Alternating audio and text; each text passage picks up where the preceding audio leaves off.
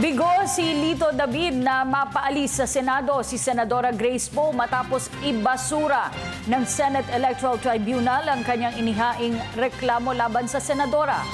Ibinasura ito ng tribunal dahil hindi nakapagbigay si David ng 50,000 pisong filing fee. Ang karagdagan detalye sa ulat ni Jade Miguel. Ibinasura ng Senate Electoral Tribunal ang isinampang co-warranto petition ni Lito David na layong alisin sa pagkakaupo si Senadora Grace Poe sa Senado. Bukod sa kinwestiyon nito ang citizenship ng Senadora, sinabi pa ni David na stateless si Poe. Ayon sa kanya, isang US citizen daw si Poe nang siya'y umupo pa lamang bilang pinuno ng MTRCB. Maliban pa rito, tinawag din niya ang pansin ni Vice Presidente Jejo Marbinay at Secretary Mar Rojas na suportahan at bigyan siya ng pondo sa kanyang kaso laban kay Poe. Halagang 50,000 naman ang hinihingi na donasyon ni David sa mga reporters para raw sa processing fee.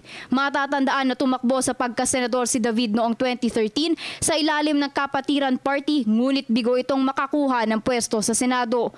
Nireject ng Senate Electoral Tribunal ang kanyang kaso laban kay Poe dahil bigo itong makapagbigay ng 50,000 piso na halaga ng filing fee.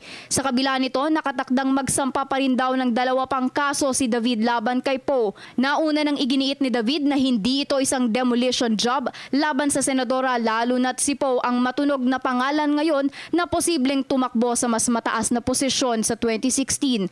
Samantala, muli namang dinepensahan ni Poe ang kanyang pagiging natural born citizen. Ayon sa Senadora, wala siyang tinatago at bukas siya na ilabas ang mga dokumentong nagpapatunay sa kanyang citizenship sakaling umabot ang kasong ito sa korte. Marami pa pong mga ganyan ang darating. Kinalulungkot po nga na hindi natanggap ngayon sapagkat ito'y sana pagkakataon na rin na mabigay ang aming panig at madepensahan ang aming sarili. Wala naman po akong tinatago, umpisa pa lamang. Alam niyo ang aking Para sa Telebisyon ng Bayan, Jade Miguel.